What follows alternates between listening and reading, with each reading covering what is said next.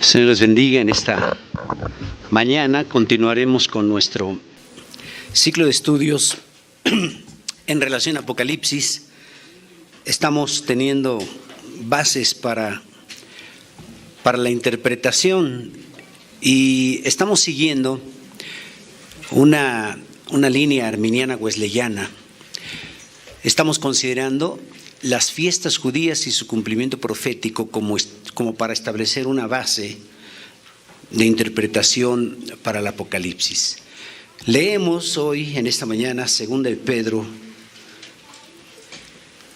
capítulo 1, verso 19 solamente. Y de esta manera estaremos iniciando. Dice su palabra: tenemos también la palabra profética más segura, a la cual hacéis bien en estar atentos, como a una antorcha que alumbra en lugar oscuro, hasta que el día esclarezca y el lucero de la mañana salga en vuestros corazones.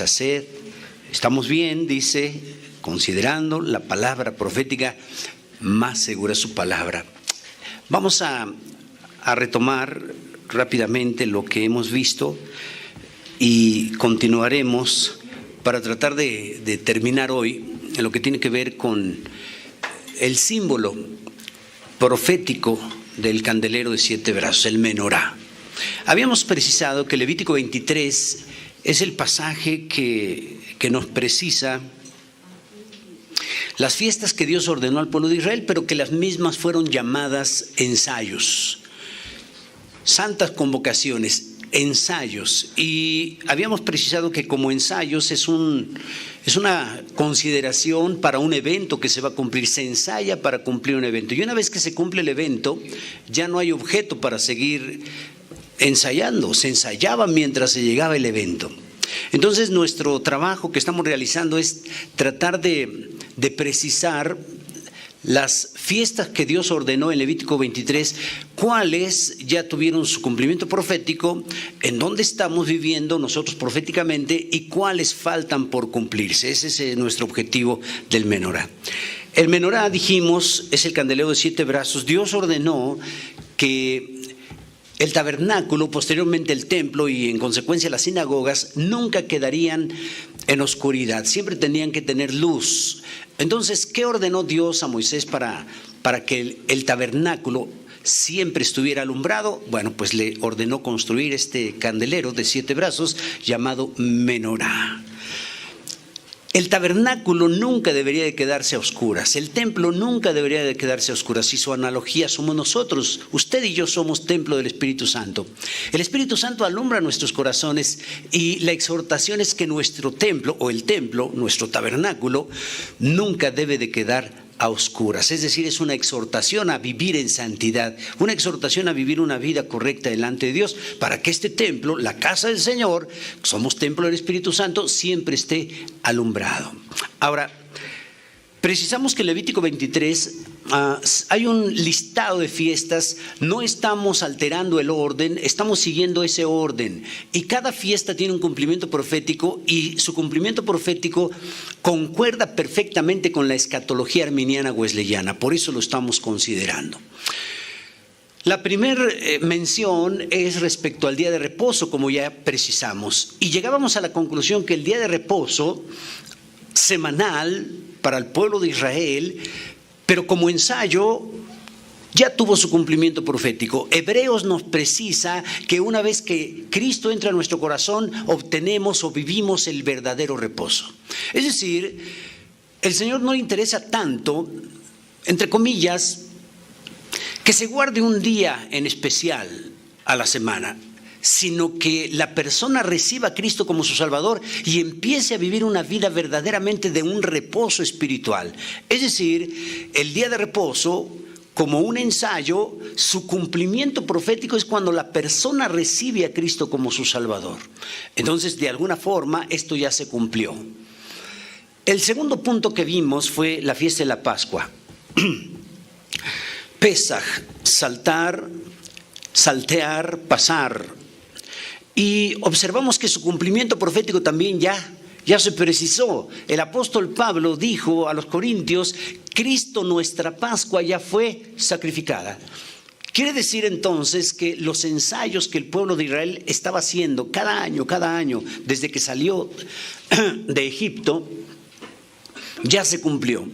Cada año, desde que salieron de Egipto, el pueblo de Israel celebrando la Pascua, celebrando, como ensayos, pero el apóstol Pablo, guiado del Espíritu Santo, dice: Cristo, nuestra Pascua, ya fue sacrificada. Es por eso dijimos que un judío, cuando entrega su vida a Cristo, después de entregar su vida a Cristo, ya nunca más vuelve a celebrar la Pascua, pues reconoce que Cristo es el Cordero de la Pascua. Si nosotros creemos que Cristo es el perfecto sacrificio, si después de Cristo Jesús, después de su muerte y resurrección, y después de haberle recibido como Salvador y Señor, queremos seguir celebrando la Pascua, estaríamos diciendo con eso que el sacrificio de Cristo no sirvió para nada. Estaríamos diciendo que el sacrificio de Cristo no sirve para nada, pero no es así. Reitero, el judío que entrega su vida a Cristo ya no vuelve a celebrar la Pascua, pues reconoce que Cristo es la verdadera Pascua. Pablo entonces nos precisa: Cristo, nuestra Pascua, ya fue sacrificada. Y después en Levítico, en ese orden, nos da la fiesta de panes sin levadura. Y habíamos observado que la levadura en la Biblia tiene que ver siempre con aspectos negativos: el pecado, herejías, falsedad, cosas que no son de Dios. Guardaos de la levadura de los fariseos, dijo Cristo Jesús. Entonces tiene que ver con cosas negativas. Un poco de levadura leuda toda la masa. Entonces, panes sin levadura significa una vida sin pecado, una vida de santidad, panes sin levadura. También ya se cumplió, porque la fiesta de panes sin levadura va unida a la fiesta de la Pascua. Cristo Jesús cumple con la fiesta de la Pascua proféticamente, pero también Cristo Jesús cumple panes sin levadura, porque al ser un sacrificio perfecto tenía que ser sacrificado a alguien que no tuviera pecado, o sea, alguien que tuviera una vida de panes sin levadura. Cristo Jesús es el único que ha vivido una vida de panes sin levadura, una vida sin pecado, santidad. Y eso provocó que al ser sacrificado fuera el sacrificio perfecto y ya no hay lugar para más sacrificios. Entonces va unida la fiesta de la Pascua con la fiesta de panes sin levadura, y se cumple nada más y nada menos que en el sacrificio perfecto de Cristo Jesús. El cordero que fue inmolado, la Pascua, pero ese cordero fue sin mancha. La Biblia precisa que Cristo Jesús fue tentado en todo, pero dice sin pecado, o sea, una vida de panes sin levadura. Esa fiesta también ya se cumplió. Y después dijimos, o leímos en Levítico 23, que sigue la fiesta de la gavilla mecida. La fiesta de la gavilla mecida dice que se tenía que celebrar el primer día de la semana. Y la gavilla mecida tiene que ver con la fiesta de la cosecha de trigo. A veces hemos escuchado a muchos predicadores precisar que el trigo simboliza la iglesia. Sin embargo, en los aspectos escatológicos, el trigo no simboliza a la iglesia, sino simboliza al pueblo de Israel. La cebada simboliza al pueblo gentil, pero el trigo simboliza al pueblo de Israel. Entonces, la gavilla mecida es el inicio de la cosecha de trigo. Ahora, Cristo Jesús, ¿a quién se manifestó primero? ¿Al pueblo de Israel o a los gentiles? No cabe duda que al pueblo de Israel. Aquella mujer se acerca donde Cristo Jesús, en su necesidad de Cristo Jesús, le hace una precisión: no es bueno quitarle el pan a los hijos y dárselo a los perrillos. Es decir, el trasfondo tiene que ver con que la palabra de Dios, el mensaje del Señor, primero iba a ser al pueblo de Israel. Pero Dios tenía que cumplir de una manera extraordinaria dos pactos que en el Antiguo Testamento se habían precisado ya, proféticamente hablando: el pacto con Abraham y el pacto con David. El pacto abrámico, dentro de todos los puntos que se desarrollan en este pacto, había uno importante: y serán benditas en ti todas las naciones de la tierra.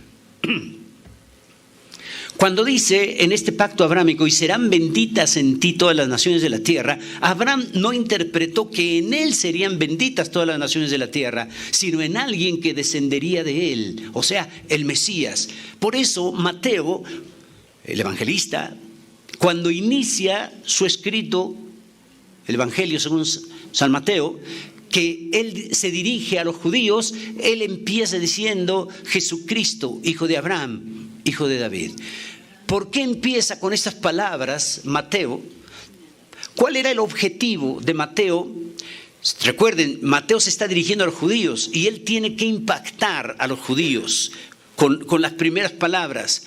Parece extraño, nosotros no le damos mucha importancia. Si leemos al principio de Mateo, Jesucristo, hijo de Abraham, hijo de David, no le damos mucha importancia porque desconocemos la historia de Israel.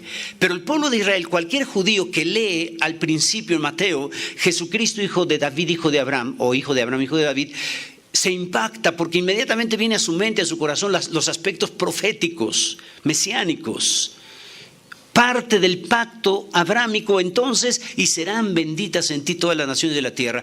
A diferencia de lo que el pueblo de Israel pensaba y piensa, porque el pueblo de Israel cree que la salvación solo es para ellos, se olvidan del pacto del primer patriarca. Se olvidan del pacto que Dios hizo con el primer patriarca. Serán benditas en ti todas las naciones de la tierra, y no solamente la descendencia de Abraham, no solamente los judíos. Serán benditas en ti todas las naciones de la tierra. Y el pacto davídico incluía también varias cosas, pero dos principales. Una, que de su tribu, la tribu de Judá, nacería el que sería rey sobre todas las naciones, en donde al ser rey sobre todas las naciones incluye no solamente a los judíos, sino también a los gentiles. Entonces, por eso Mateo habla al principio del pacto con Abraham y del pacto de David, para que los mismos judíos perciban que la salvación en el Mesías no es solamente para los judíos, sino también para los gentiles. Ese era el objetivo. El apóstol Pablo, guiado del Espíritu Santo, también hace algunas precisiones y dice: no me avergüenzo del Evangelio, porque es poder de Dios para salvación a todo aquel que cree. Pero luego el apóstol Pablo dice: al judío primeramente, después al gentil, después al griego. O sea, el apóstol Pablo dice: sí, al judío primeramente, pero después al griego, después al gentil. O sea, el evangelio, la salvación, incluye a judíos, pero también incluye a gentiles. Pero en ese orden, Pablo dice: al judío primeramente, después al griego, después al gentil. Entonces, la gavilla mecida tiene que ver proféticamente con la cosecha de trigo. El trigo representa a Israel. La Biblia dice que en esta fiesta de la gavilla mecida, una fiesta maravillosa, porque cuando el pueblo de Israel, cuando los judíos sembraban el trigo, sobre todo, ellos estaban en la zozobra. Ir a ver resultado, ir a ver fruto. Pero ya cuando el fruto estaba para arrancarse, para disfrutar de él, el pueblo de Israel estaba animado para hacerlo, pero había una orden: nadie podía cosechar. Aunque los campos ya estaban listos para la cosecha, nadie podía cosechar hasta que el sumo sacerdote, escuche bien, hasta que el sumo sacerdote mecía una gavilla.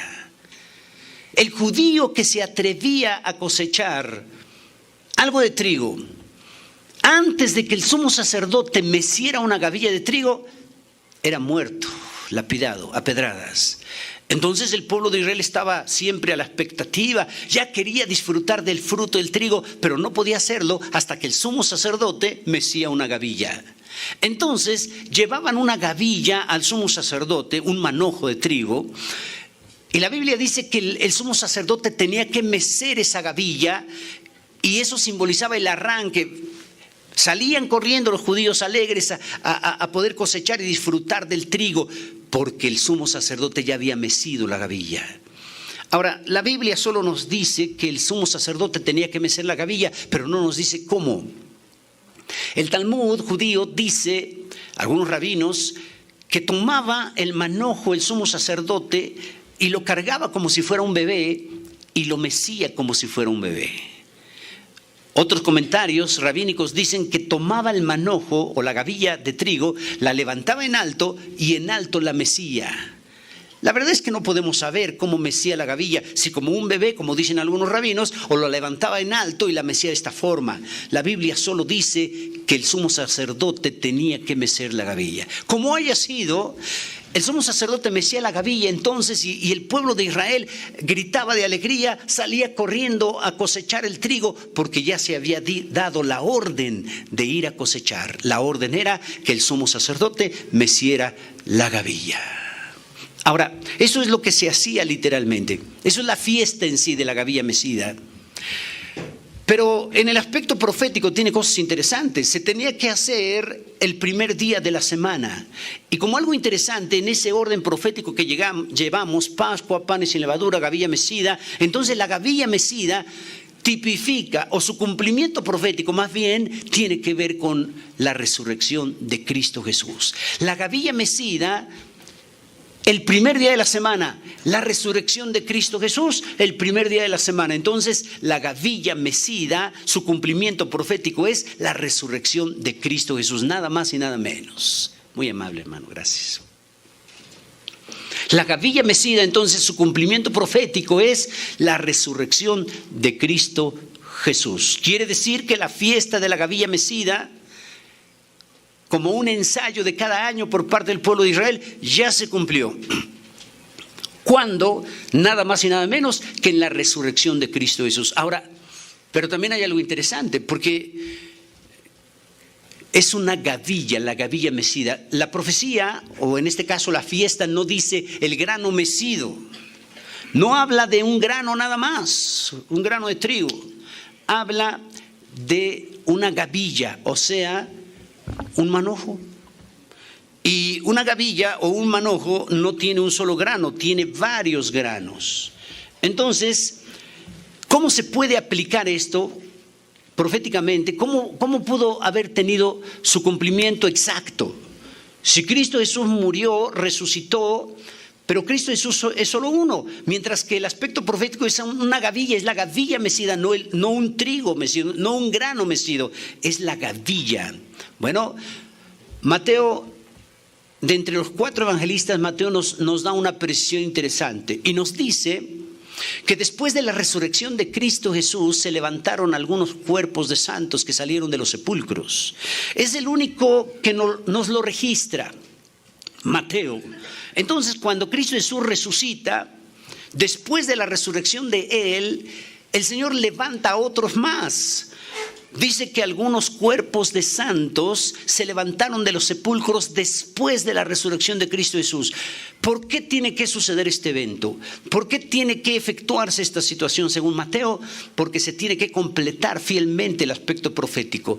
Si la profecía, en este caso la fiesta de la gavilla mecida, no dijese así, sino dijera el trigo mecido, el grano mecido, nada más Cristo se hubiera levantado. Pero como la fiesta, que es un aspecto profético, dice gavilla, tenía que cumplirse al 100%. Y una gavilla no es un grano, son varios granos. Cristo se levanta, Él es el primero de la resurrección, pero tiene que levantar algunos más para que junto con Él formen la gavilla mecida. Qué interesante, qué extraordinario. Pero esto nos deja ver que todas las profecías van a tener fiel cumplimiento al 100%. No va a haber un detalle profético que no se cumpla. Ahora, nuestro problema sería muy difícil interpretar. Si Cristo Jesús se hubiera levantado y nadie más después de su resurrección, no sería difícil interpretar la gavilla mecida, porque la gavilla mecida, reitero, no es un grano, son varios granos. Pero cuando leemos esto en Mateo, encaja perfectamente con lo profético. Tenía que levantarse algunos más para que junto con Cristo formaran la gavilla mecida. Ahora, todos sabemos que el pueblo de Israel no aceptó a Cristo Jesús, pero también tenemos que precisar que los primeros convertidos a Cristo eran judíos. Los discípulos que llamó Cristo Jesús eran judíos. Si nosotros hacemos un panorama de la historia de la iglesia, de una manera diferente, una sugerencia, tenemos muchos métodos para enseñar la historia de la iglesia, pero si la estudiamos desde esta perspectiva que voy a mencionar, también nos arroja mucha luz. Es decir, la primera iglesia, no me agrada mucho el término la iglesia primitiva, pero me agrada más el término la iglesia primera. En el caso de la iglesia primera, estaba formada por judíos nada más.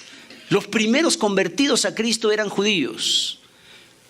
Entonces, si pudiéramos estudiar la historia de la iglesia de esta medida, la primera iglesia fue formada por judíos. Después, el siguiente periodo de la iglesia estuvo formada de judíos con gentiles. Y después un tercer periodo estuvo formada por gentiles y judíos, es decir, ya había más gentiles que judíos.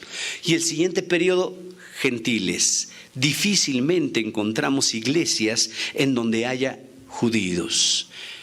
Por varias razones, por muchas razones. Primero, el aspecto profético, no cabe duda, por eso hay más conversos gentiles que judíos. Pero también por alguna situación de mala interpretación. Y también una consideración de no amar a los judíos en la historia. O sea, son varias razones de por qué las iglesias cristianas evangélicas hay pocos judíos convertidos verdaderamente. El aspecto profético tiene que ver con que a lo suyo vino, al mundo, y los suyos no le recibieron, los judíos. Entonces la salvación se extiende a los gentiles. El proyecto de Dios era cumplir con el pacto abrámico, serán benditas en ti todas las naciones. Entonces la salvación no era solo para los judíos. Y Dios, dice Hebreos, que metió en un endurecimiento al pueblo de Israel para que no creyese como pueblo, y de esta manera la salvación se extendiera a nosotros los gentiles. Se oye un poquito extraño, pero qué bueno que los judíos no recibieron a Cristo, porque de otra manera usted y yo no estaríamos aquí. La salvación no se hubiera extendido a los gentiles si los judíos hubieran creído en Cristo como pueblo. Pero se tenía que cumplir el aspecto profético. De manera que los judíos no recibieron a Cristo Jesús como nación. Entonces, la fiesta de la Gavilla Mecida son los primeros frutos, la fiesta de los primeros frutos. Los primeros frutos sí se dieron. Las primicias sí se dieron. Por eso los primeros convertidos fueron judíos. Pero la cosecha grande de trigo no se ha dado, no se ha levantado. Por eso el pueblo de Israel como pueblo, como nación aún no es salvo, porque la cosecha grande quedó pendiente. Solo se levantaron las primicias, solo fueron los primeros granos. Por eso los primeros convertidos fueron judíos primero.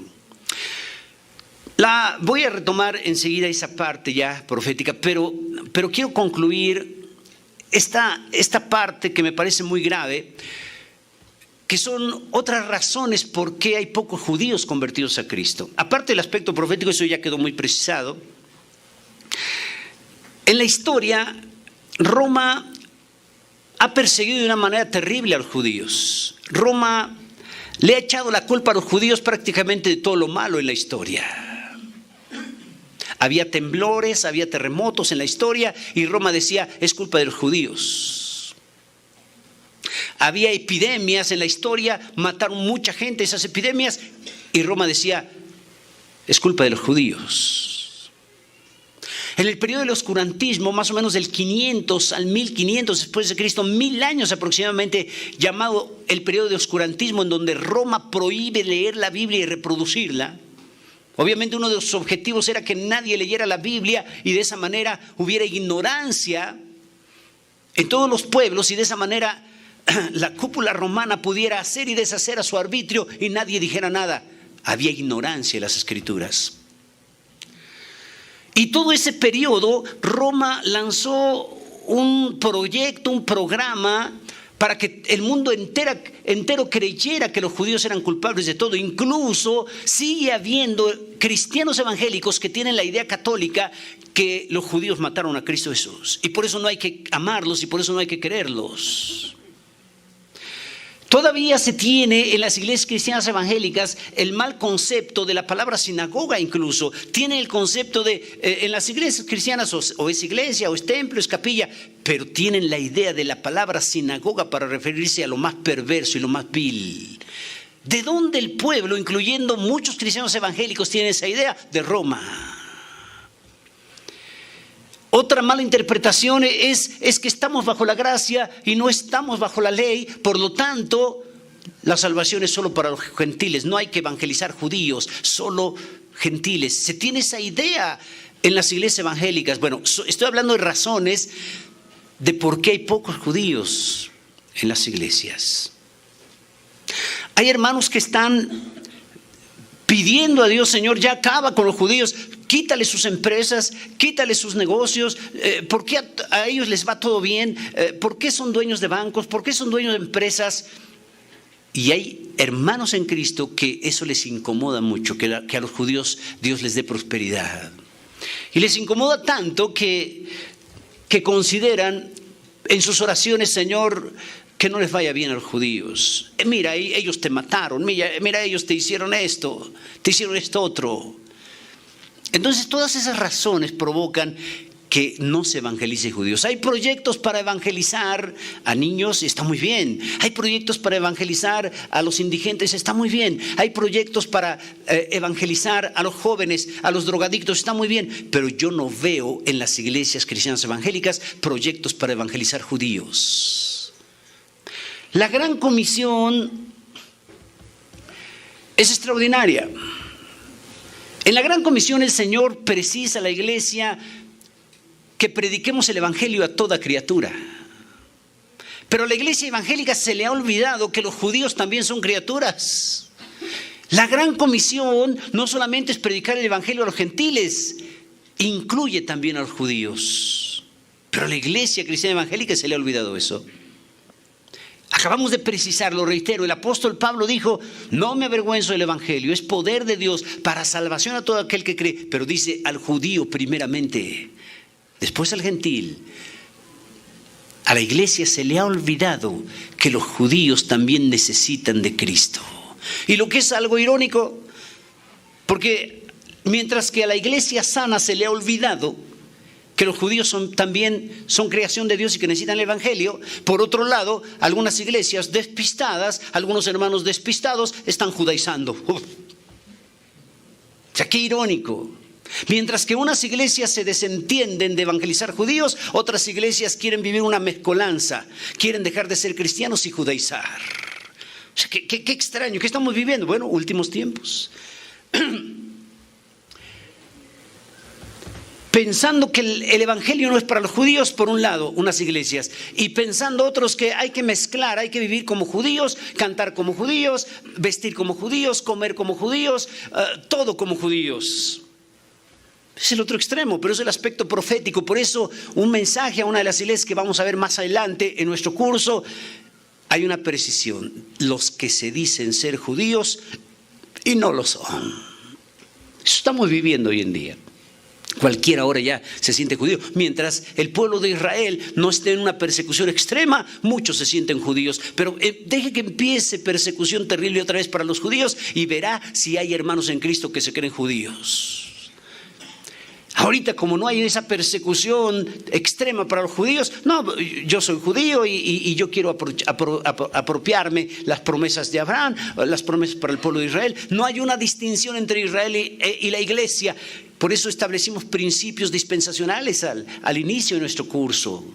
Una cosa es Israel, otra cosa son los gentiles y otra cosa es la iglesia. Y nos tenemos que identificar. Somos parte de la iglesia, no nos tocan las promesas a Israel. Nos tocan las promesas para la iglesia.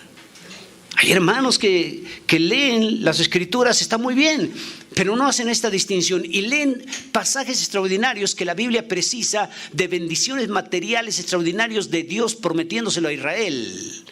Y el hermano lee eso y el hermano dice: yo me lo apropio y es para mí. No, hermanos. Por eso precisamos todo lo que leemos en la Biblia. Tengo que ver su contexto y tengo que preguntarme: ¿esto que estoy leyendo, Dios se lo está dando a los judíos, se lo está dando a los gentiles o se lo está dando a la iglesia? Pero muchos hermanos no les importa eso. Todo lo que leen y sobre todo prefieren promesas que encuentran y dicen: pues yo lo agarro, no me importa Dios a quién se lo está diciendo, yo lo agarro para mí. No, hermanos. Tenemos que tomar esa precisión hermenéutica.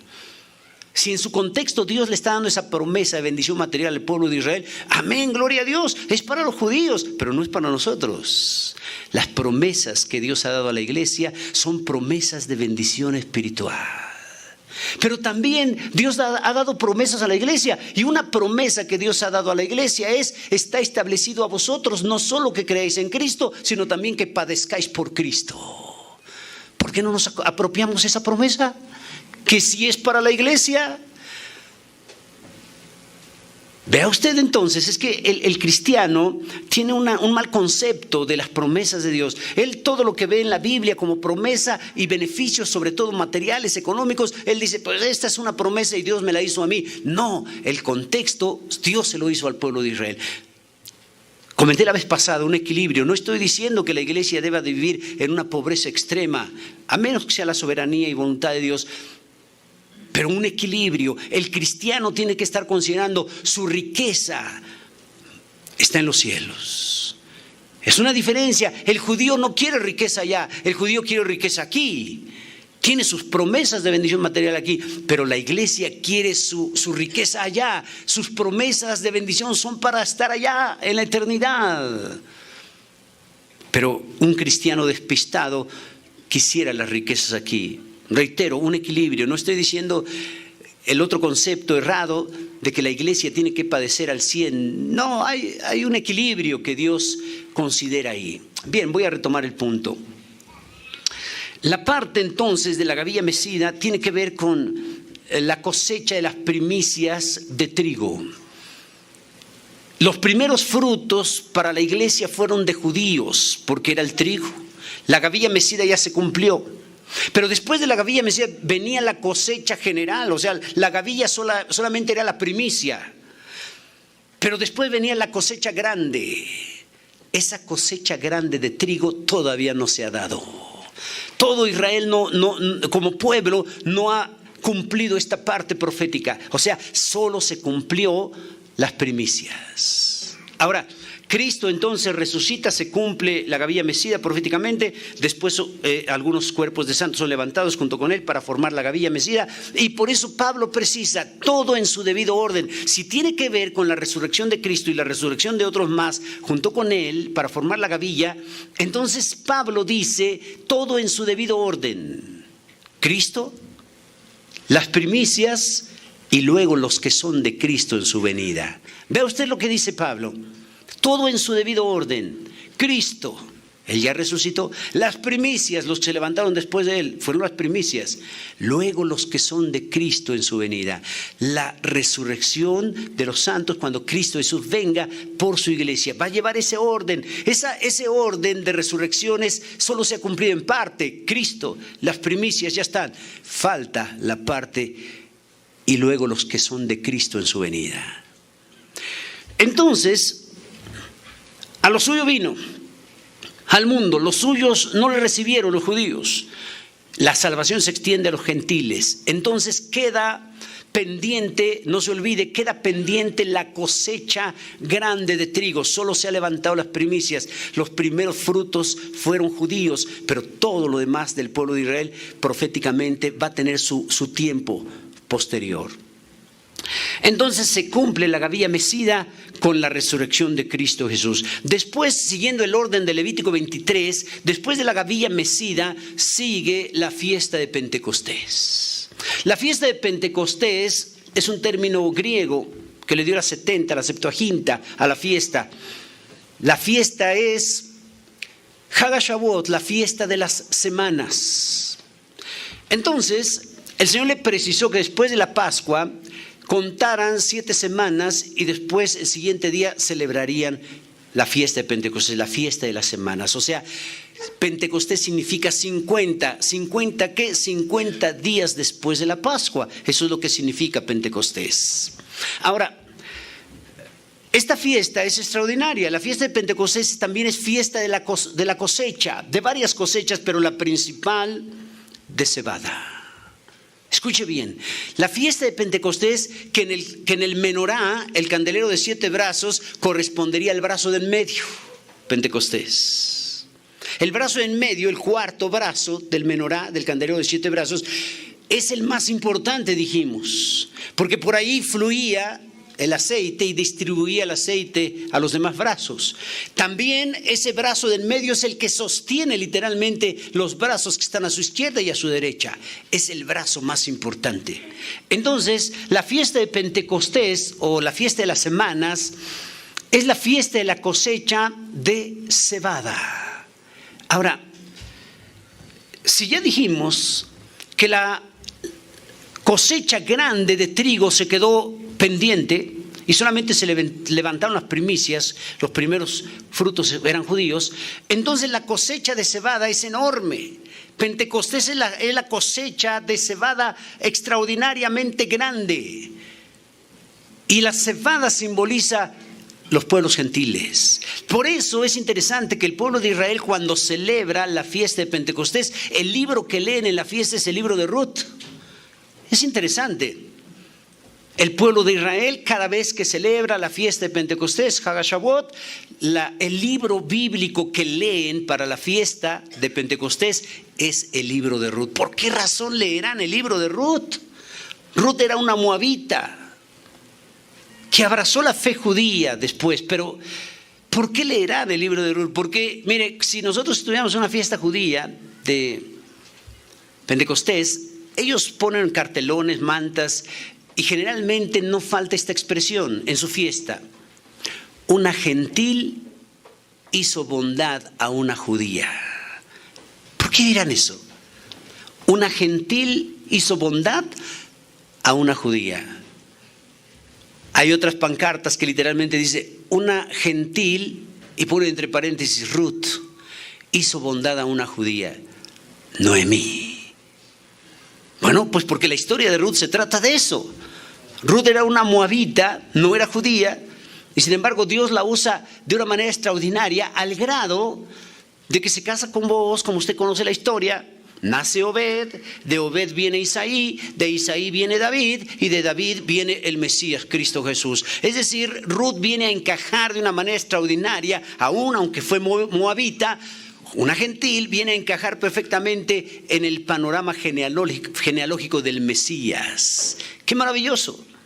Entonces, por eso se lee, o por eso los judíos leen el libro de Ruth cuando celebran la fiesta de Pentecostés, porque tiene que ver, aparte de que llega al tiempo de la cosecha de cebada, Ruth representa cosecha de cebada, una gentil. Entonces, la fiesta de Pentecostés proféticamente no se ha terminado, amados hermanos, no se ha completado. Cristo Jesús es la gavilla mecida, fue la cosecha de los primeros frutos de trigo, judíos primeros, pero después la fiesta de Pentecostés, la fiesta de la cosecha gentil, se ha dado esa cosecha casi durante 2000 años. Es decir, proféticamente estamos viviendo la fiesta de Pentecostés usted y yo. Y la fiesta de Pentecostés ya lleva celebrándose casi 2000 años de cosecha, de cosecha, de cosecha. De gentiles. Por esa razón profética también son menos los judíos que se convierten y más los gentiles que se convierten. ¿Por qué? Porque estamos proféticamente en la época de la cosecha de los gentiles, la época de la cosecha de cebada, o sea, la fiesta de Pentecostés. Proféticamente entonces vamos a la mitad del candelero. Proféticamente cumplido hasta la mitad del candelero estamos viviendo la fiesta de Pentecostés. Obviamente se viene a nuestra mente Hechos 2. Sí. Si yo le pregunto a la iglesia ¿cuál fue el primer Pentecostés? Generalmente nos dan respuesta a Hechos 2. Sin embargo, Hechos 2 no fue el primer Pentecostés. Ya el pueblo de Israel, desde que salió de Egipto, cuando celebró la primer Pascua, a partir de ahí, Pentecostés es 50 días después de la Pascua. La primer Pascua fue la salida de Israel de Egipto. Entonces, ¿cuál sería el primer Pentecostés que hayan celebrado? Cada año Israel celebraba el Pentecostés, Pentecostés, Pentecostés. Hechos 2 no es el primer Pentecostés. Ese día fue el derramamiento del Espíritu Santo por soberanía de Dios, voluntad de Dios. Pero no podemos decir que ese día fue el primer Pentecostés. No, los judíos celebraban cada año Pentecostés, Pentecostés, y Dios quiso derramar el Espíritu Santo en la fiesta de Pentecostés de Hechos 2.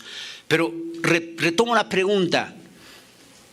Si Pentecostés significa 50 días después de la Pascua, y si podemos precisar, la primer Pascua fue la salida de Israel de Egipto, entonces, ¿podríamos precisar cuál fue el primer Pentecostés?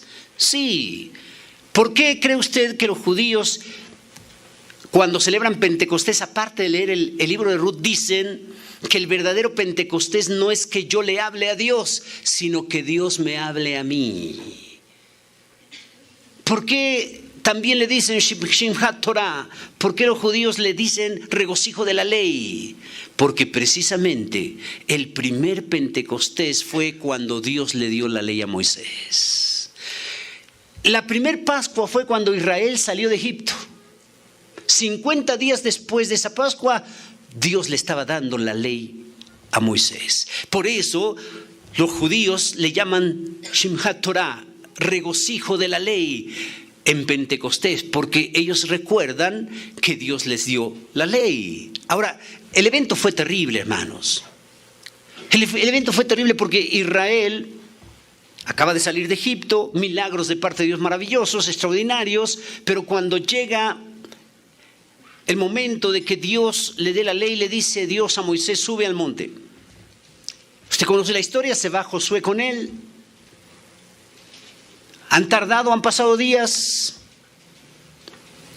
Y el pueblo de Israel se desespera, se desanima y se acerca donde Aarón. Y le dice,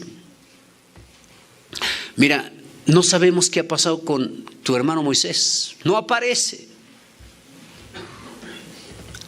Haznos dioses, le dicen a Aarón, haznos dioses para que los adoremos y que digamos, estos dioses nos sacaron de Egipto. ¿Ve usted lo terrible del pueblo? Es impresionante. Acababan de salir de Egipto, acababan de ver los milagros del Mar Rojo, acababan de ver los milagros de las plagas, acababan de participar del poder de Dios maravilloso. Y unos días después le están diciendo a Aarón, haznos dioses para que nosotros digamos, estos dioses nos han sacado de Egipto. O sea, la idolatría inmediata otra vez. Es impresionante. Acababan de participar de milagros maravillosos y luego se van a la idolatría. Eso es muy criticable, no cabe duda. Sin embargo, la iglesia cristiana evangélica, nosotros, ¿cuántas veces hemos visto el poder de Dios, las misericordias y maravillas de Dios? Y estamos agradecidos y venimos y acción de gracias, hermanos, Dios hizo un milagro conmigo, pero en la semana otra vez a pecar. Parece que a la iglesia también se le olvidan los pecados que el Señor nos ha perdonado. Parece que a la iglesia también se le olvidan los milagros que ha experimentado de parte de Dios. Se olvida de los milagros y empieza a pecar otra vez. No somos mejores que Israel. Y los judíos entonces le piden a Aarón, haznos dioses para que los adoremos y digamos, ellos nos sacaron de Egipto. Mientras Moisés sube al monte. Y Dios le da las tablas de la ley. Cuando regresa, ¿cómo habrá regresado Moisés, amados hermanos? Feliz ya con las tablas de la ley. Josué también junto con él. Un evento maravilloso. Moisés ya le urgía llegar para que el pueblo recibiera la ley. Y Josué también contento y todo. Y mientras Moisés y Josué estaban recibiendo la palabra de Dios, el pueblo en idolatría. Eso es algo extraño, irónico, pero que sucede también en algunas iglesias. A veces en algunas iglesias, mientras los líderes están orando, mientras los líderes están buscando de Dios, se están santificando, consagrando, el pueblo en idolatría. Y entonces, ya están a las faldas del monte, ya les urge llegar. Y Josué le dice a Moisés, espera, hay ruido. Hay ruido de batalla, dice Josué. Hay ruido de guerra. Y Moisés le precisa y le dice, no es grito de guerra, es grito de fiesta, de alegría. Ahora yo me pregunto, hermanos, para que Josué haya dicho, se oye grito de batalla, de guerra, y que Moisés diga, no, es grito de fiesta, mire, cuán parecidos son los gritos. A lo lejos, cuán parecidos son los gritos de fiesta que los gritos de guerra, porque Josué pensó que eran de guerra y Moisés pensó que eran de fiesta. Se parece mucho. Y esto es interesante porque hay cosas que se parecen tanto que las confundimos a veces. Hay hermanos a veces que le dan a Dios basura y lo confunden con qué es lo que Dios quiere. Se parecen tanto algunas cosas que confundimos lo que es verdaderamente. Josué se equivocó, no era lo que pensó. Como nosotros a veces nos equivocamos, le ofrecemos cosas a Dios, le damos cosas a Dios, hacemos cosas que no son bíblicas, que no están bajo el marco bíblico, pero pensamos que son para Dios. Hay una confusión en nuestros días. Se le está dando cosas a Dios, está creyendo la iglesia cosas que no están basadas en la Biblia, pero la iglesia piensa que son correctas. Hay una confusión, se parecen tanto. Es más, usted vea, hay niños, hay adultos que lloran y a veces es tan complicado discernir si están llorando o están riendo. Hay gente que se ríe y su risa parece que están llorando. O sea, a veces es difícil interpretar si está llorando o está riendo.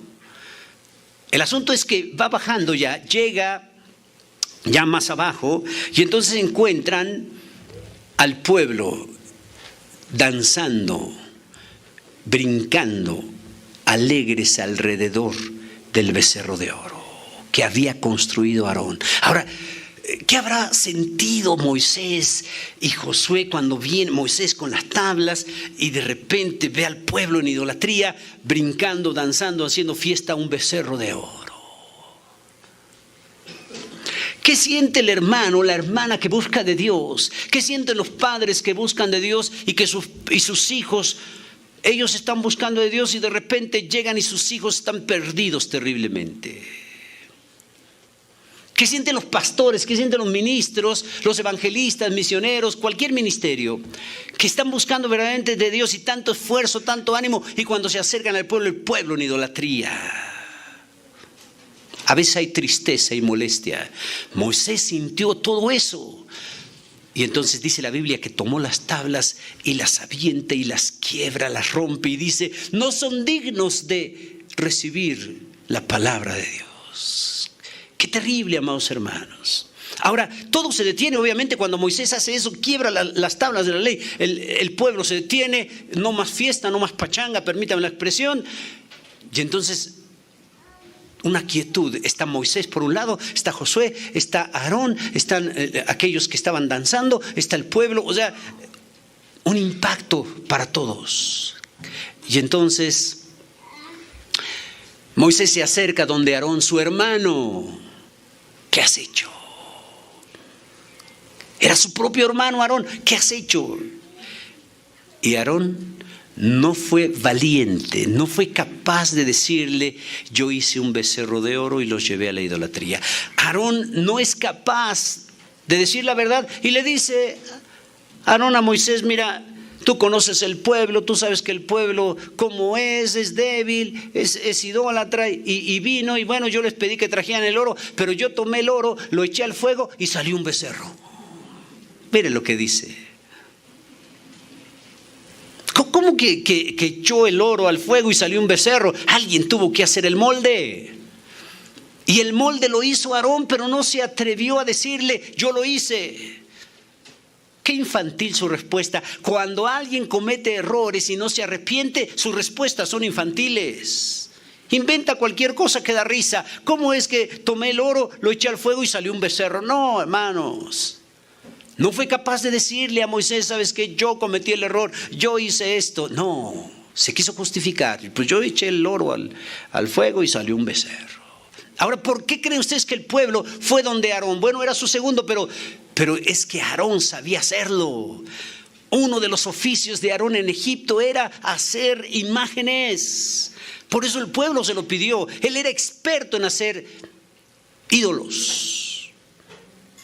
Y lo vuelve a reafirmar haciendo un becerro de oro. Seguramente lo hizo extraordinario, como lo hacía en Egipto.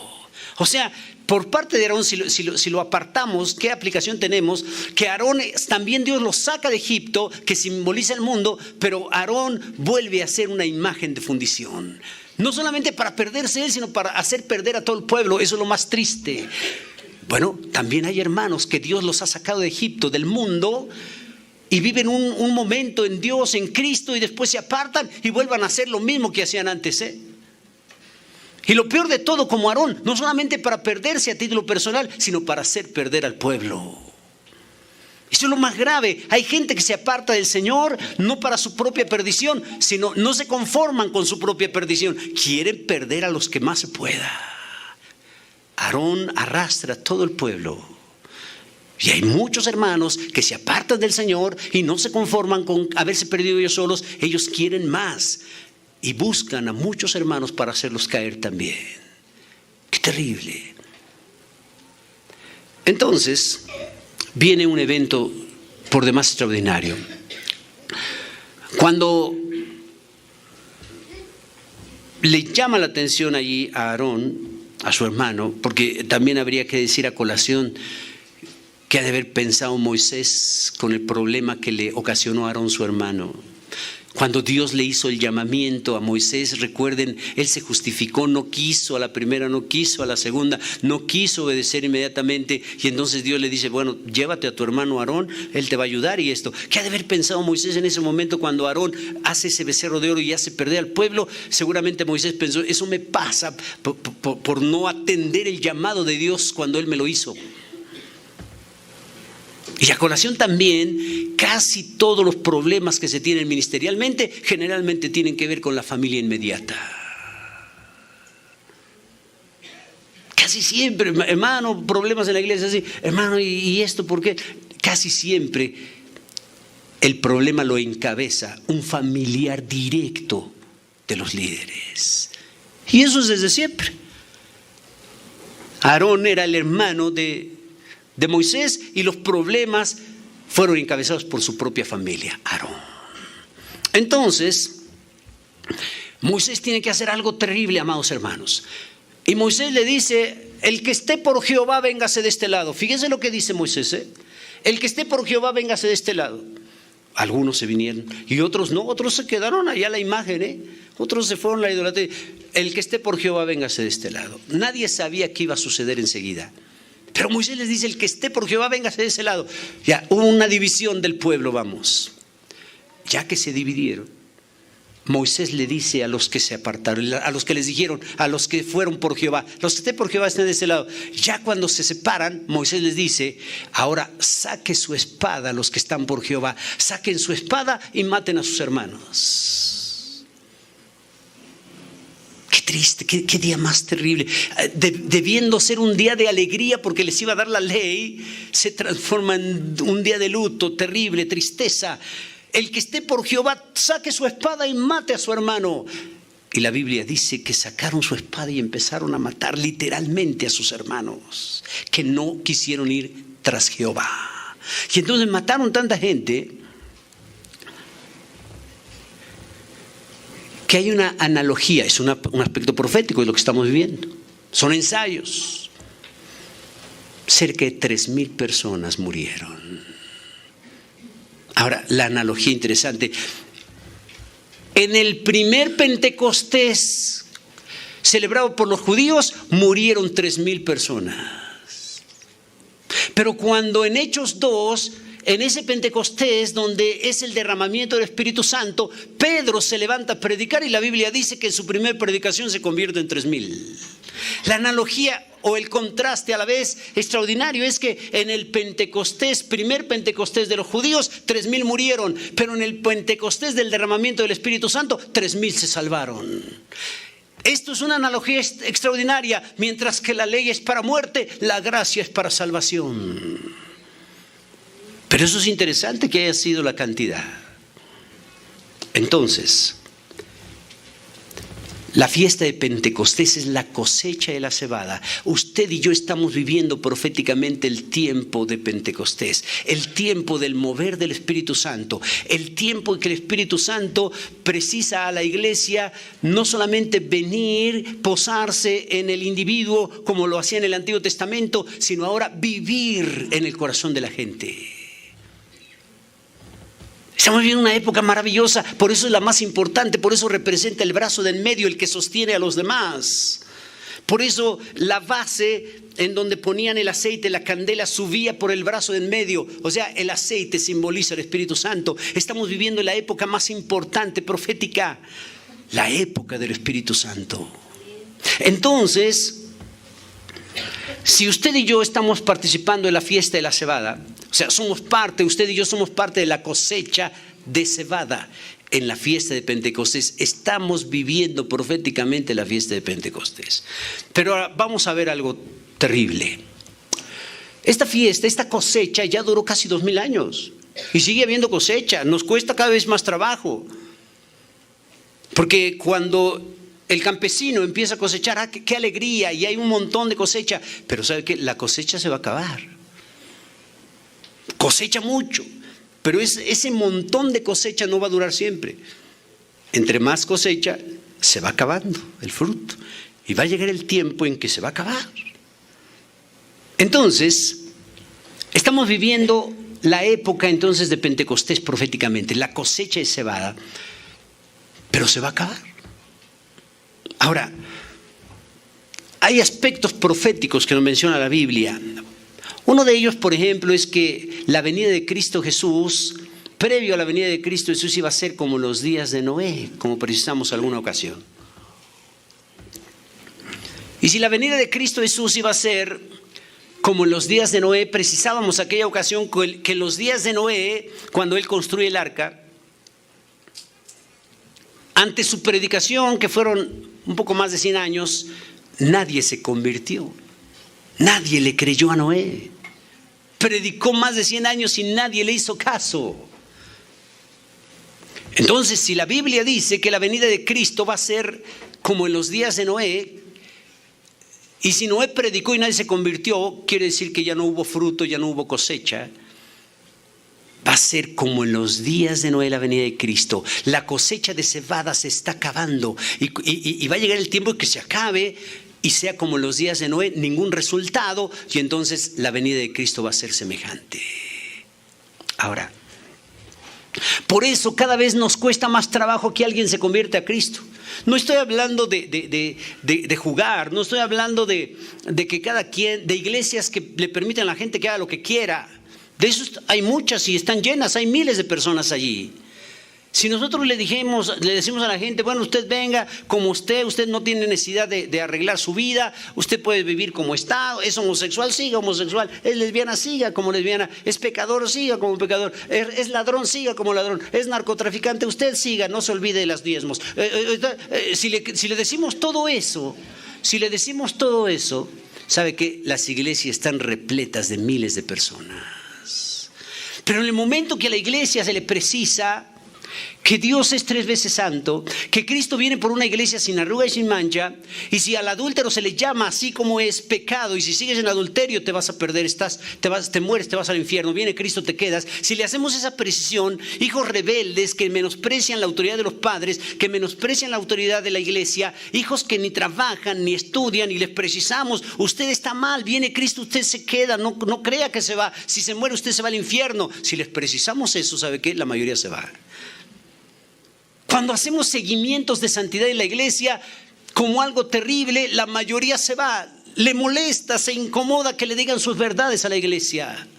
Por eso el apóstol Pablo dice que me he vuelto vuestro enemigo por deciros la verdad. Cuando a la iglesia se le dice la verdad de su vida, se incomoda.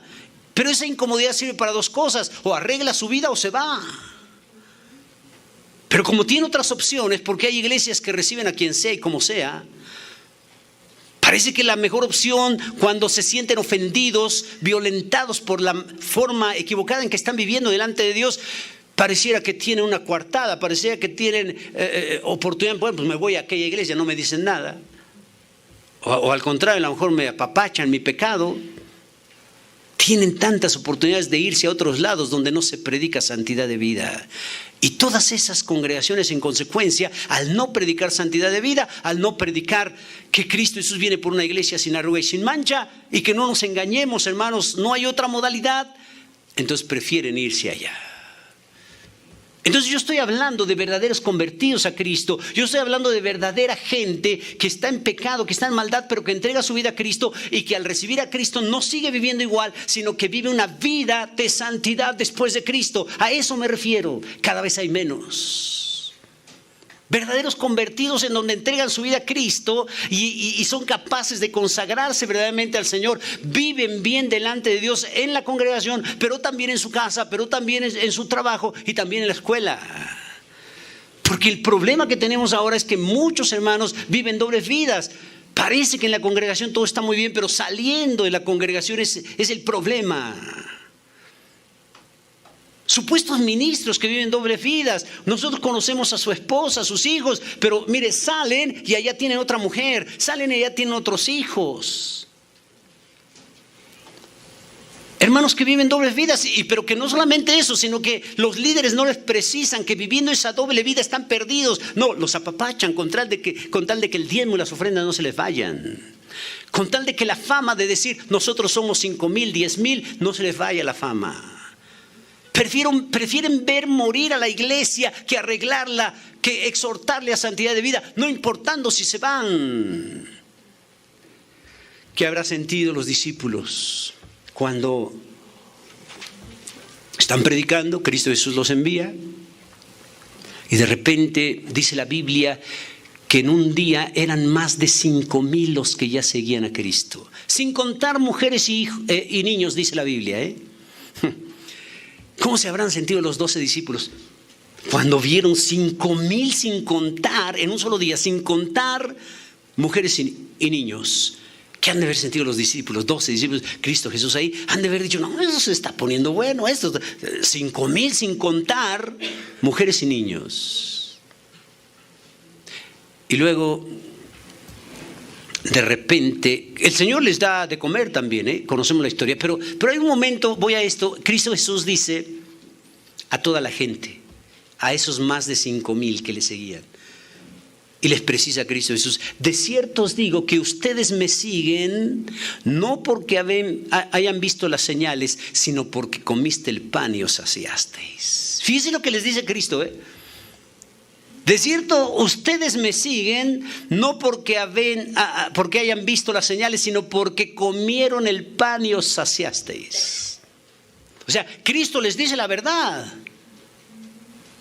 Yo creo que cuando Cristo les está exhortando, ustedes me siguen solo porque comieron el pan, no verdaderamente por mí. Ustedes solo me siguen por conveniencia, quieren el pan nada más. Cuando le está diciendo eso, yo creo que algunos de los discípulos, estoy hablando a la ligera, pero a lo mejor algunos discípulos, Señor, no les digas eso, se nos van a ir. Seguramente pensaron, no, Dios, no les hables tan fuerte. Bueno, porque hasta eso, ¿no? A veces pensamos, es que si le digo esto tan fuerte se nos van a ir, ¿y qué? Y entonces Cristo Jesús les precisa eso. Conociendo su corazón, se sintieron tan incómodos, pero yo acabo de decir, cuando se le dice la verdad a la gente, se siente incómodo y tiene dos opciones: o arregla su vida o se va. Y cuando Cristo Jesús le dice, ustedes me siguen no porque habéis visto las señales, sino porque comiste el pan y os saciasteis, entonces es impresionante. La Biblia dice que todos se fueron. Ninguno arregló su vida, todos se fueron. Y Cristo Jesús, conociendo los corazones, todo. Pero ahora ¿qué habrá pensado los discípulos? Porque se empezaron a ir todos. ¿Qué habrán pensado los discípulos? Los 11 y más Judas Iscariote, que era el tesorero. O sea, todos empezaron a ir, hermanos, qué tremendos, empezaron a ir todos.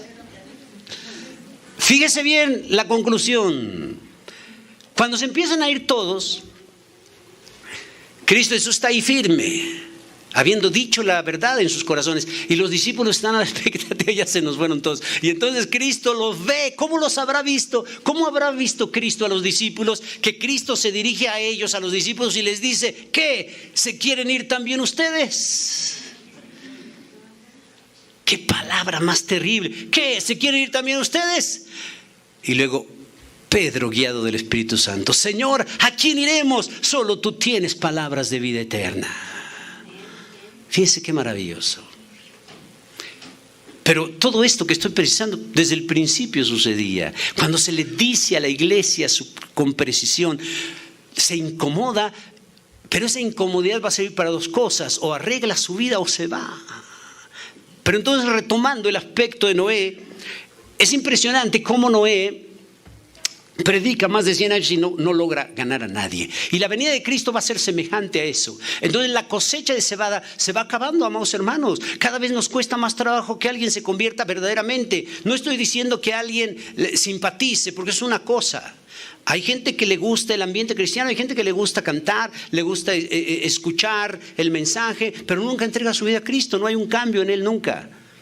No me refiero a eso, me refiero a un verdadero convertido a Cristo. Cada vez nos cuesta más trabajo. Ahora fíjese, ¿cuánto trabajo nos cuesta a veces la iglesia orando? Señor, mira esta persona orando, ayunando, pidiéndole a Dios dirección para una sola persona, y cuando esa persona se convierte y viene, o al menos viene de visita, lo logramos porque ni siquiera quería venir.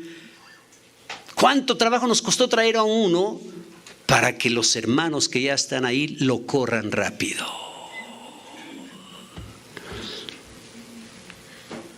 Para que los hermanos que ya están ahí, en lugar de cobijarle, en lugar de abrazarle, en lugar de recibirle con atención, rápido lo corran.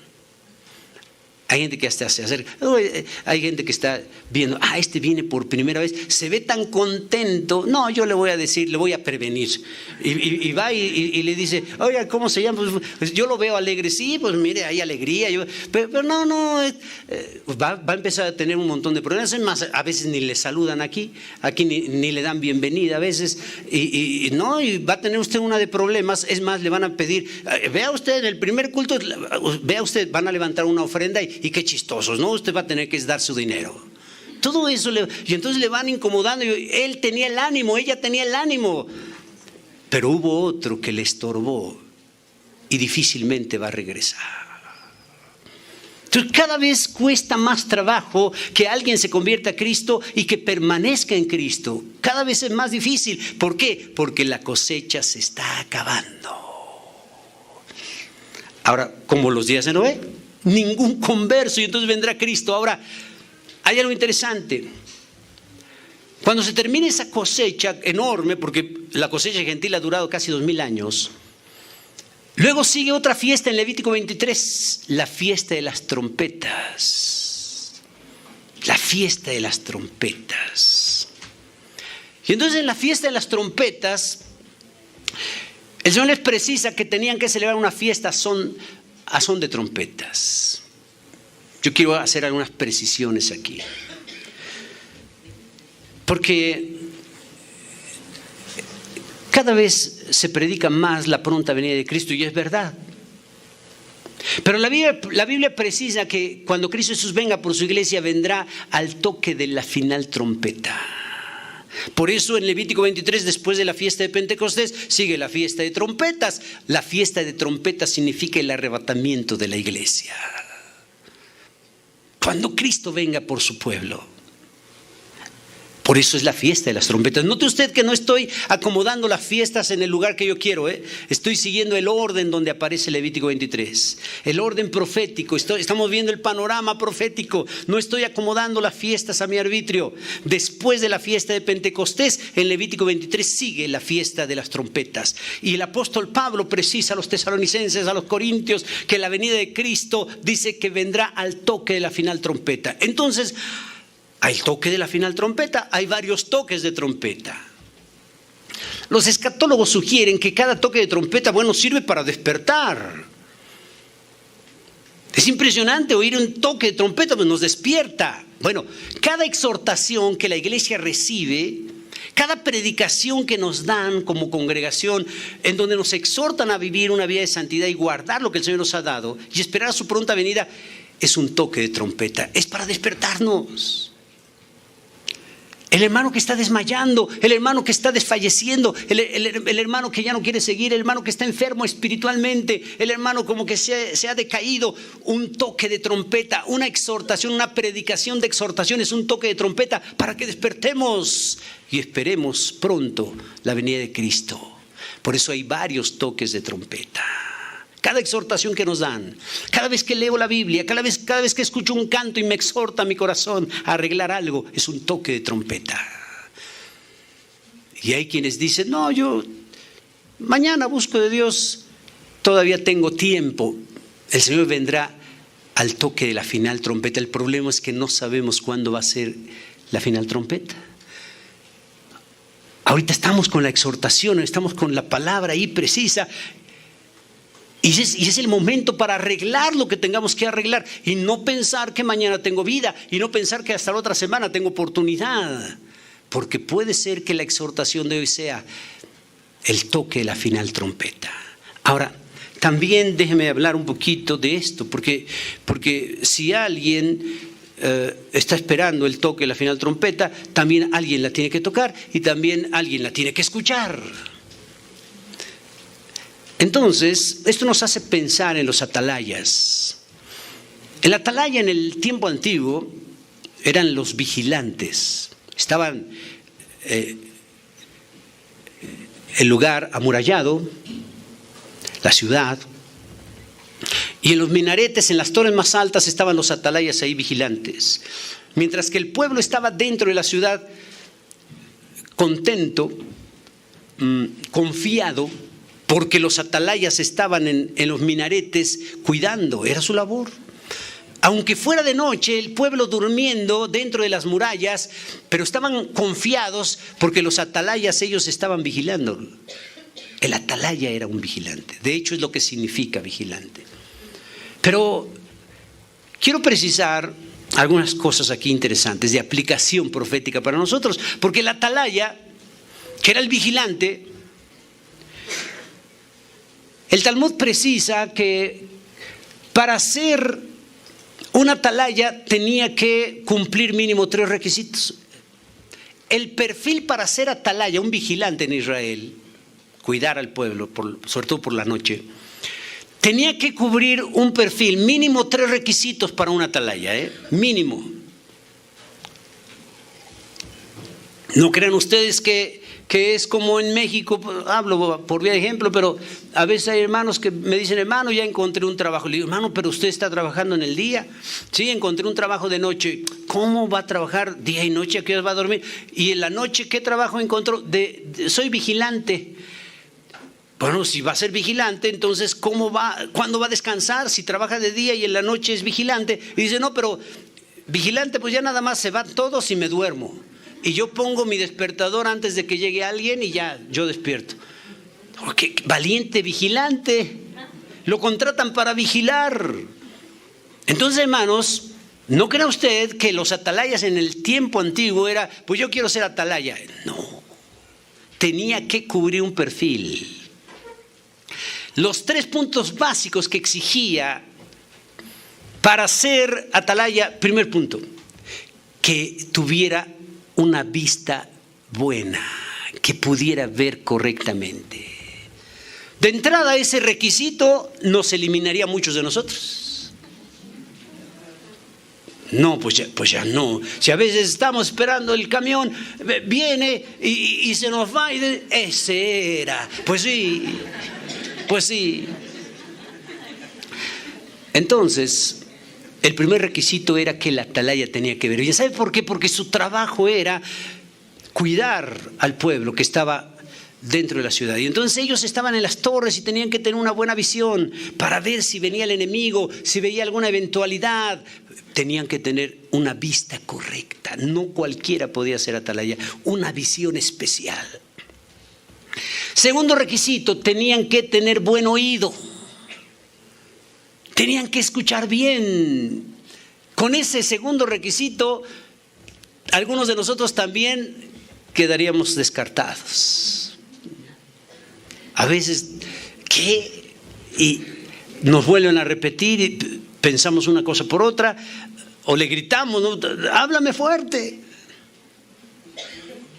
O a veces escuchamos solo lo que nos conviene, ¿no? También, pero muchos, por naturaleza, la vejez, otros por algún problema físico, pero el que no escuchara bien no sería candidato a ser atalaya. Era el segundo requisito, tenía que escuchar bien. ¿Por qué? Porque si aunque tuviera buena vista, algún enemigo por ahí extraordinario, con una astucia extraordinaria, logró pasar y acercarse a la muralla y él no lo vio.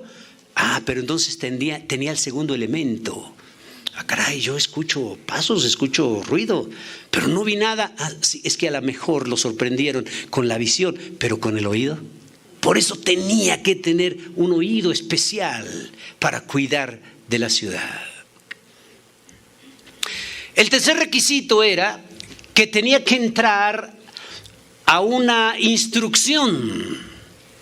Tenía que ser instruido para que pudiera tocar perfectamente la trompeta. Fíjese, a lo mejor tenía buena visión, a lo mejor tenía buen oído, pero no pasaba el curso para poder tocar la trompeta. ¡Qué terrible! Les pongo este ejemplo. Tenía buena vista, tenía buen oído, pero no pasó el curso para tocar la trompeta. Entonces vio que viene el enemigo y lo escuché también. Tengo que informarle al pueblo. Toco la trompeta. ¿Cuál era el sonido para anunciarle al pueblo que se despierte, que se anime?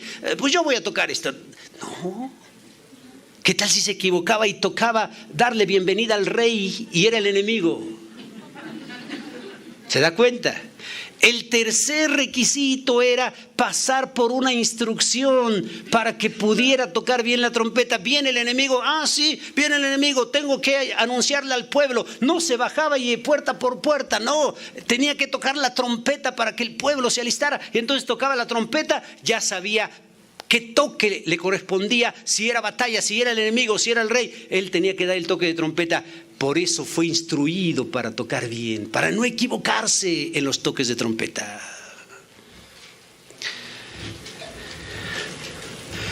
Esos eran los 3 requisitos básicos para ser atalaya. Ahora, ¿cuál era el requisito único del pueblo?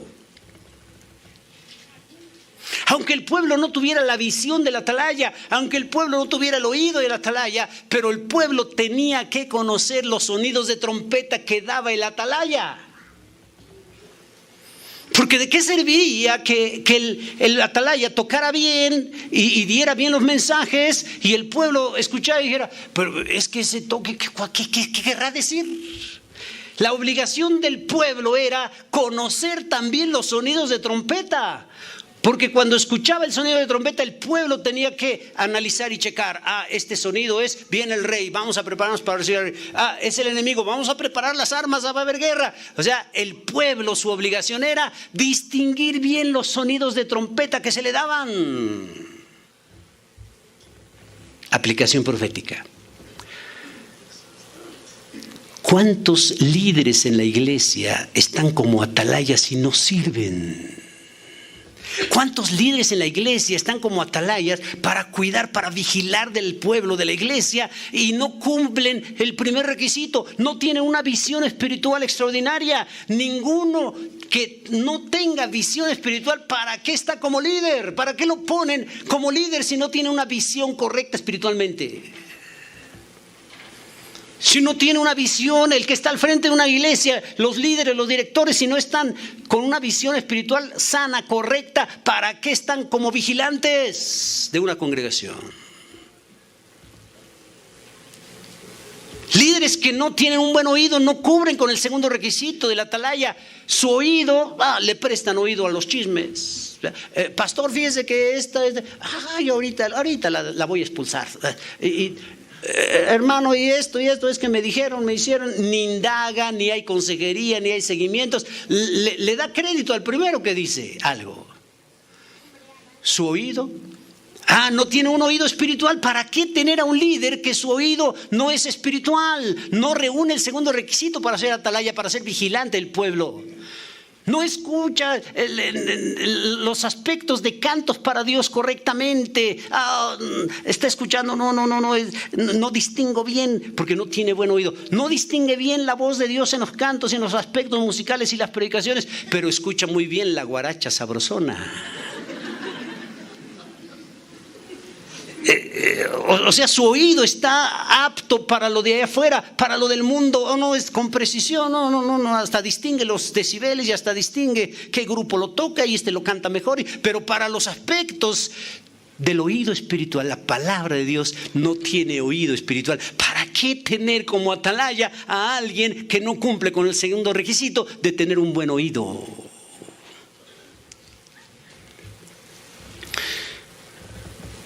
Y el tercer punto, el atalaya tenía que ser instruido para poder tocar perfectamente los sonidos que se requerían. ¿Para qué tener a un líder que no quiere ser instruido? No se quiere preparar, no quiere estudiar, no quiere recibir instrucción para a su vez compartirla perfectamente, con claridad, con precisión. Un pastor, un líder, un director que no quiere prepararse teológicamente, que no quiere tener conocimiento de la palabra, es como una atalaya que aunque tenga una buena visión y un buen oído, da sonido incierto en la trompeta. ¿Cómo el pueblo va a distinguir? ¿Cómo el pueblo va a captar si el toque de trompeta no es correcto? no ha sido instruido para dar los toques de trompeta necesarios. Su pretexto, porque ahora está, o sigue más bien la moda de decir, no necesito estudiar, no necesito prepararme, yo me subo al púlpito y que Dios nos ampare y que el Espíritu Santo me dirija y a ver qué nos da el Señor. No, amados hermanos, esa es una atalaya que no ha sido instruido para los toques de trompeta. No, amados hermanos, la Biblia no se equivoca. Ahora voy a concluir esta sección. Entonces se requiere ese perfil cubierto por el atalaya, pero también la iglesia, dijimos. La iglesia el pueblo tenía un requisito. A lo mejor el atalaya era correcto, buena visión, buen oído y también buen toque de trompeta, gracias. Y también buen toque de trompeta, pero sucede que el pueblo no hizo su parte. El atalaya cumplió con sus 3 requisitos, pero el pueblo no cumplió con el requisito de saber los toques de trompeta que le estaban dando el atalaya. Hay iglesias, hay predicadores, hay pastores muy buenos, usados por el Señor, que cubren los 3 requisitos del atalaya, pero hay iglesias que no cumplen el requisito como iglesia, que todo lo que escuchan se lo creen. Que la iglesia no tiene la capacidad de escuchar un mensaje y analizar. Este mensaje es así, esta exhortación es así, esto está correcto, esto no, esto está diciendo el predicador, está equivocado, esto que está diciendo el predicador no es cierto, esto es una herejía. La iglesia ha perdido el único requisito que tenía: analizar los sonidos de trompeta para ver, alistarse. La obligación de la iglesia no es venir solo a cantar, escuchar y me voy. Tiene que analizar el sonido de trompeta. La iglesia tiene que ser una moderna iglesia en Berea.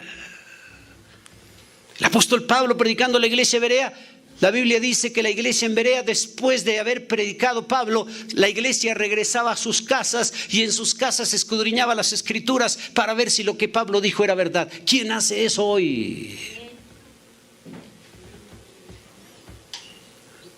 Cualquiera podría decir, es que Pablo, es el apóstol.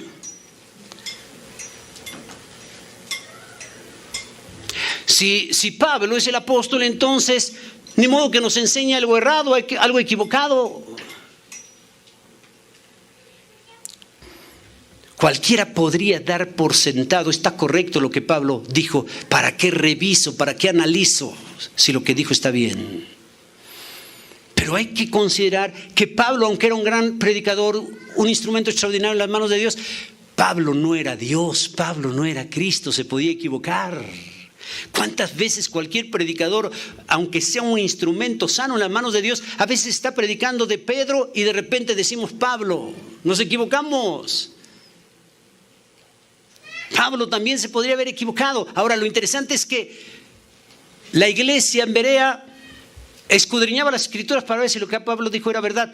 Pero 2 cosas: bien por la iglesia en Berea, pero también bien por el apóstol Pablo, porque el apóstol Pablo no se ofendió por eso. Bien por la iglesia en Berea, escudriñar en su casa para ver si lo que Pablo dijo era verdad. Y bien por Pablo, él no se ofendió por lo que hizo la iglesia. ¿Contraste? Un contraste actual, profético. Casi nadie escudriña lo que se predicó. Haga la prueba.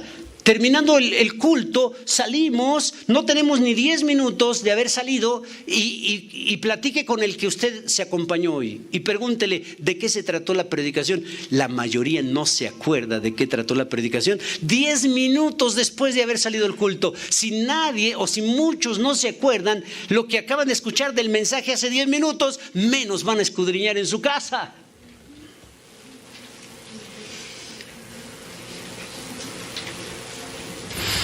Ahora voy por la parte del apóstol Pablo. Cuando Pablo vio que la iglesia en Berea no se conformaba con lo que escuchaba, sino que escudriñaba en su casa a ver si lo que dijo era verdad, Pablo no se ofendió. Pablo consideró, al contrario, alabó la actitud de Berea y precisó que eran más nobles que otros en recibir la palabra en no comerse cualquier cosa, en analizar. Pablo no se ofendió. Vea, contraste. Hoy en día, ¿cuántos dicen, yo soy el ungido? Yo soy el líder, yo soy el apóstol, yo soy el profeta. Hoy en día, ¿cuántos se precisan así? Y cuando la iglesia quiere analizar lo que dicen, se enojan.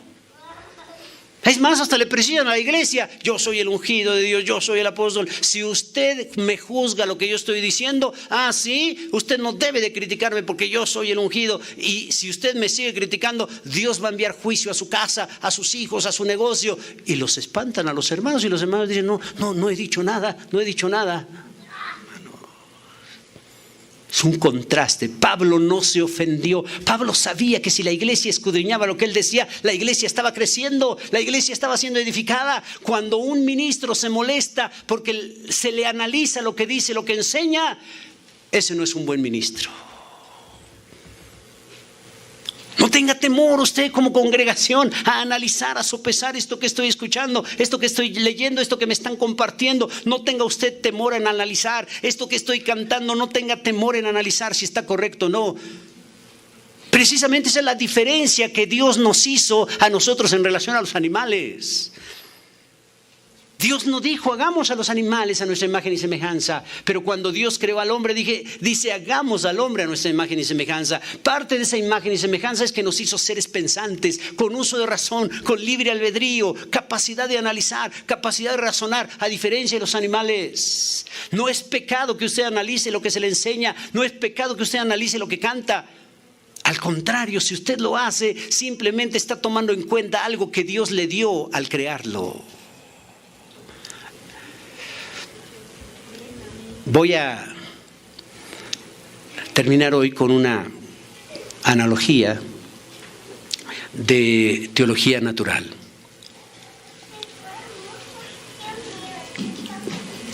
La teología natural tiene que ver con la enseñanza que Dios nos da por medio de su creación. Es decir, Dios creó todas las cosas y todas esas cosas que Él ha creado, cuando algo nos da una enseñanza, eso se le llama teología natural. El sol, podríamos dar algunas aplicaciones prácticas acerca de lo que hace el sol y que venía a ser un ejemplo para nuestra vida. Eso es teología natural. La luna, las estrellas, el monte, la mar, la tierra, el árbol, o sea, aún los animales pueden darnos un ejemplo. Cuando la creación de Dios nos enseña algo, a eso se le llama teología natural. Voy a hablar, para concluir hoy, con la parte terrible que el Señor nos compara. En la Biblia encontramos muchos animales que su representación puede ser positiva o negativa. Y Cristo Jesús compara a la iglesia, a los suyos, con algunos animales. Y también la Biblia compara a los que no son salvos con otros animales. Teología natural. La Biblia nos hace comparaciones para ser como el águila, como la paloma, como la hormiga. Hay muchos animales. Pero voy a hablar hoy de uno nada más. El Señor también nos compara con el cordero, con la oveja. De hecho, es una parte de la teología natural más conocida, o sea, la iglesia como oveja del Señor. Somos ovejas de su prado. Entonces esa parte quiero tocar. Somos la iglesia como ovejas del Señor. La iglesia como oveja, algunos líderes farsantes, algunos líderes malvados, ellos dicen, ahí está. Porque si la iglesia son ovejas, ¿qué problema es que yo les quite su dinero? Si el que tiene su oveja le tiene que quitar la lana para que le salga más. Fíjese su su punto de aplicación, ¿no? Ahí está, que no me critiquen, que yo le saco lo que puedo de lana al hermano, a la hermana, pues que no me critiquen, pues la iglesia son ovejas y yo como pastor, pues la estoy trasquilando, pero es por su bien, le quito la lana por su bien, para que le salga más lana. Fíjese. Predicadores de enlace tan terribles, hemos precisado mucho esto, pero siembre, quitarle dinero a la gente. Y es este principio. Usted siembre, sembrar, reitero, es no que usted dé a la iglesia donde pertenece y ayude a las necesidades de sus pastores y sus iglesias. Sembrar para ellos es que usted les dé el dinero a ellos. Y luego le dicen, siembre, deme su dinero a mí, envíenlo a nosotros y Dios le va a multiplicar. Miren ese proceso. Antes decían al 2 por 1, no, ahorita ya están como al 1,000,000 por 1, No, porque va subiendo. Y la gente entonces está a la expectativa. Entonces, es que si yo le quito la lana a la oveja es por su bien, para que le salga más lana. ¡Qué sinvergüenzas!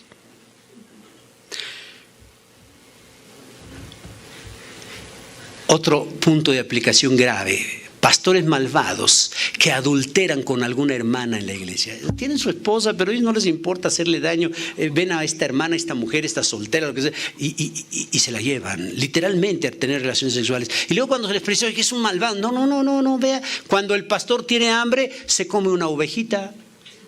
Fíjese, qué descarados, qué sinvergüenzas. Dios los va a llamar a cuentas terriblemente a todos estos líderes que dañan las ovejas del Señor, que son puestos por pastores para cuidar y están destrozando terriblemente a la iglesia, están destrozando terriblemente a las ovejas. Dios los va a llamar a cuentas. Hay de ellos y hay de nosotros si le hacemos daño a la iglesia. Y entonces voy a una aplicación que es la que me interesa por el punto que estamos tratando. Entonces, la oveja real, la oveja verdadera, tiene una característica extraordinaria. Mire, si llevamos a las ovejas a pastar y en un cerro, en una parte hay pasto verde y en otra parte está todo seco, fíjese, en esta parte está todo verde, en esta parte está seco, y llevo a las ovejas a pastar y las dejo ahí libres para que coman. Yo le pregunto, a la oveja verdadera, ¿a dónde se va a ir a comer? ¿A dónde está verde? Porque es oveja. Su naturaleza, la naturaleza de la oveja, escuche bien, la naturaleza de la oveja no le permite comer lo que sea. La naturaleza de la oveja elige el buen alimento. Hay otros animalitos que le comen, los chivos, y no, esos andan por eso, no les importa, pero la oveja verdadera, su característica es que no se come cualquier cosa. La oveja verdadera elige el buen alimento. Aunque esté el helado seco, aunque lo pinten de verde, no la engañan. No la engañan. Aquí está verde natural y aquí está es todo seco, pero lo voy a pintar de verde a ver qué hacen las ovejas. No, la oveja verdadera no se deja engañar, aunque se lo pinten de verde.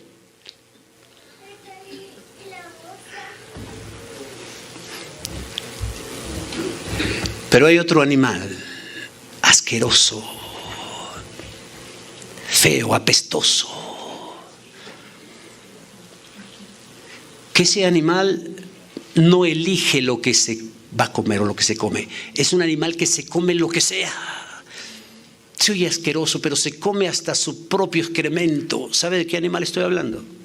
El puerco. ¿Ah? Al puerco usted lo puede bañar, perfumar y enseguida se va otra vez al cieno. Porque su naturaleza es un puerco, su naturaleza no le permite elegir el alimento, su naturaleza es comerse lo que sea y después echarse a dormir. Su naturaleza es esa. No puede actuar un puerco igual que una oveja, su naturaleza es totalmente diferente.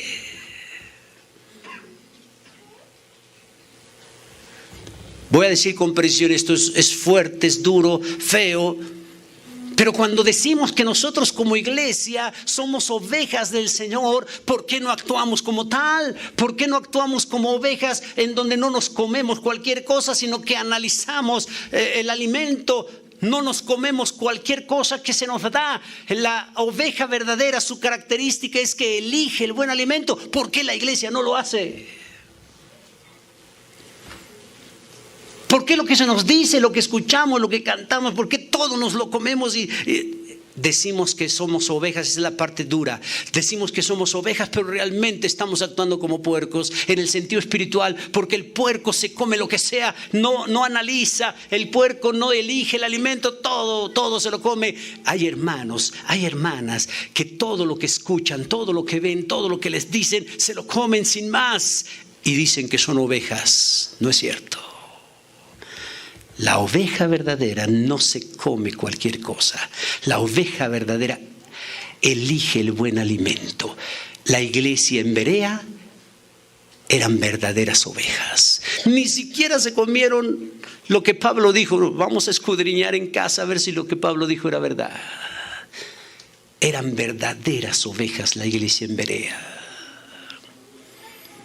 Póngase de pie en esta mañana.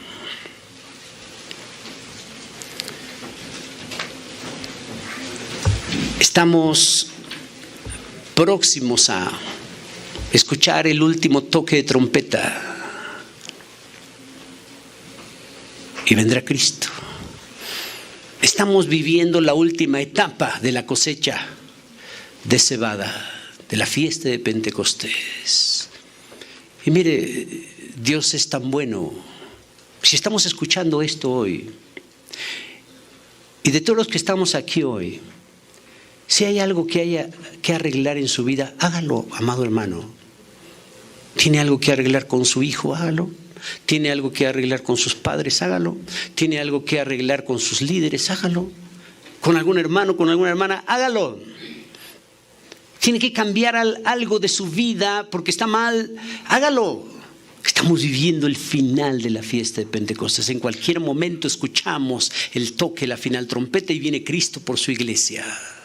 No sea que Cristo venga y no estemos listos. No sea que Cristo venga y no estemos preparados. Incline su rostro a Dios. Oh mi Señor, tú vienes pronto por tu iglesia. Ven, Señor Jesús. Cada día nos exhortas a santidad de vida, cada día nos exhortas a una vida de pureza, cada día nos exhortas a una vida de consagración plena, cada día nos exhortas a una vida de conocimiento de tu palabra. Ayúdanos, Dios mío. Los toques de trompeta despertaban al pueblo. Despierta tu iglesia, despierta tu pueblo.